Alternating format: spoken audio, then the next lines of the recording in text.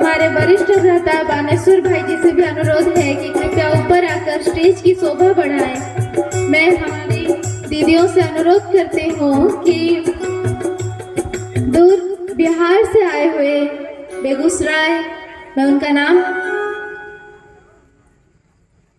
हमारे अति आदरणीय सम्माननीय राजयोगिनी ब्रह्मा कुमारी कंचन दीदी जी, जो कि बेगूसराय बिहार से श्रीमद् भगवद गीता के आध्यात्मिक रहस्यों को हम सभी के समक्ष रखने के लिए आए हुए हैं। राउरकेला उनको तहे दिल से स्वागत करता है, अभिनंदन करता है।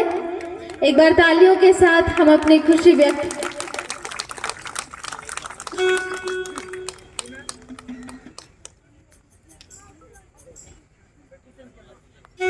दीदी जी, आपने पूरे भारतवर्ष के अनुसार प्राय सभी देशों में जाकर, सभी स्टेट में जाकर श्रीमद् भगवद गीता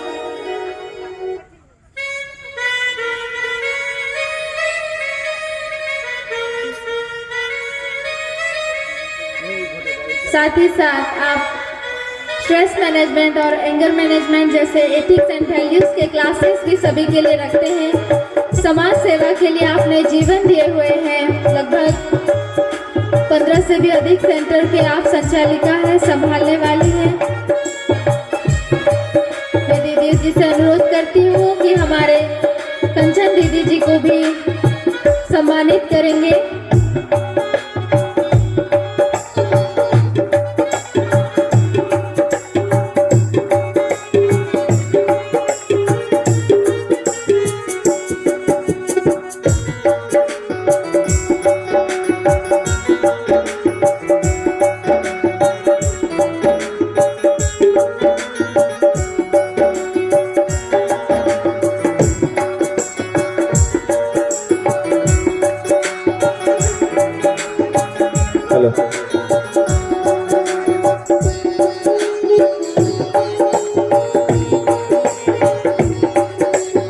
आप सभी राउरकेला वासियों का ये परम सौभाग्य है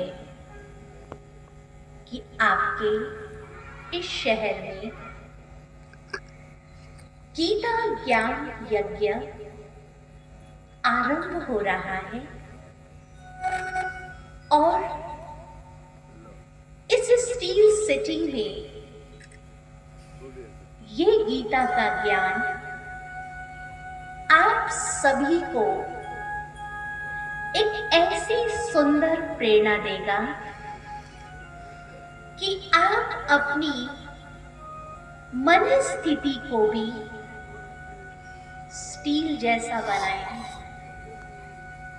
क्योंकि अगर हमारी मन स्थिति मजबूत है तो जिंदगी में किसी भी परिस्थिति का सामना करना हमारे लिए बहुत आसान हो जाता है। आप सभी राउरकेला स्टील सिटी के निवासी हैं। मैं आशा करती हूँ ये गीता ज्ञान आपके मन को इतना सशक्त करेगा कि जीवन जीने का एक नया अंदाज आप इस सत्र के माध्यम से लेकर जाएंगे। और हम सब जानते हैं गीता स्वयं भगवान के द्वारा गाया हुआ एक मधुर संगीत है। गीता ही एक ऐसा शास्त्र है जिसमें भगवानुवाच्य शब्द का प्रयोग किया गया है। अर्थात गीता का ज्ञान भगवान के श्रीमुख से निकला हुआ वो श्रेष्ठ ज्ञान है जो जीवन में युद्ध जैसी परिस्थितियों में हमारा मार्गदर्शन करता है। अनेक महापुरुषों का ये अनुभव रहा, जब भी उनके जीवन में कोई समस्या आई, जब भी उन्हें किसी कठिनाई का सामना करना पड़ा, जब उन्होंने गीता का अध्ययन किया तो गीता का अध्ययन करने से उन्हें अपनी समस्याओं का समाधान मिला। ये एक ऐसा शास्त्र है जिसमें मानव जीवन की हर समस्या का समाधान, चाहे वो मानसिक स्तर की समस्या हो या वैश्विक स्तर की समस्या हो, चाहे राष्ट्रीय स्तर की समस्या हो, जब भी आप गीता पढ़ेंगे तो आपको ये महसूस होगा कि अर्जुन की कमजोर मनोदशा से लेकर वैश्विक स्तर तक घटित होने वाली परिस्थितियों का समाधान गीता हमें देती है। और आप जानते हैं कि गीता 700 श्लोकों से निहित है। 18 अध्याय और 700 श्लोकों के माध्यम से सारे जीवन का निचोड़ इस गीता के ज्ञान में है। गीता का अनुवाद अनेकों भाषाओं में हुआ है। सबसे पहले जो गीता का अनुवाद हुआ वो इंग्लिश में हुआ, और वो भी कैसे हुआ? आप सभी जानते हैं ईस्ट इंडिया कंपनी भारत में आई थी। 1857 के बाद ब्रिटिश पार्लियामेंट ने फर्स्ट गवर्नर यहां नियुक्त किया था, और उस समय कैपिटल कैलकाटा हुआ करता था। बाद में दिल्ली कैपिटल हुई, और जो फर्स्ट गवर्नर यहां नियुक्त हुए वो थे चार्ल्स विल्किंसन, जो फर्स्ट गवर्नर। अब मैं ये इसलिए सुना रही हूं कि जब पहला गवर्नर यहां नियुक्त हुआ तो कलकत्ता में शायद किसी पंडित के साथ रूबरू होने का मौका मिला होगा, और गीता ज्ञान की कुछ बातें, क्योंकि संस्कृत तो वो लोग जानते नहीं थे, गीता ज्ञान की कुछ बातें शायद उन्हें सुनने को मिली। हम सब जानते हैं। अब आप देखिए, महाभारत युद्ध के समय जो सिनेरियो था और महाभारत युद्ध के पीछे जो रीजन था, वो रीजन क्या था? महाभारत युद्ध के पीछे रीजन क्या था? आपस में भाइयों के बीच भूमि का विवाद। कौरव पांडव कौन थे? आपस में भाई भाई ही तो थे। लेकिन महाभारत युद्ध का कारण बना दोनों भाइयों के बीच भूमि का विवाद। मेरे प्रिय भाई बहनों, आज भी जो घर घर में महाभारत हो रहा है, क्या उसका भी कारण कहीं न कहीं भाइयों के बीच भूमि का विवाद नहीं होता है? अगर आप मेरी बात से सहमत हैं तो हाथ उठाइए। सहमत है? आज भी जो घर घर में महाभारत हो रहा है उसकी भी दो वजह है। या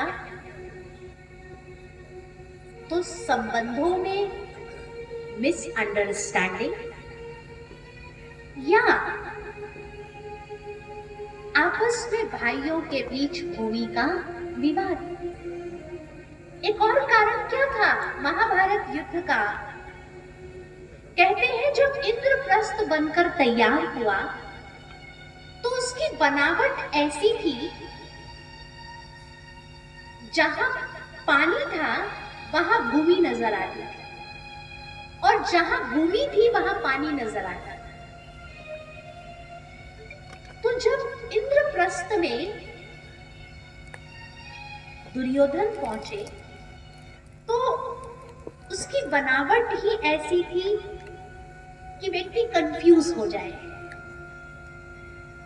तो जहां भूमि थी वहां उसे पानी नजर आया और वो अपने कपड़ों को थोड़ा उठाकर चलने लगा।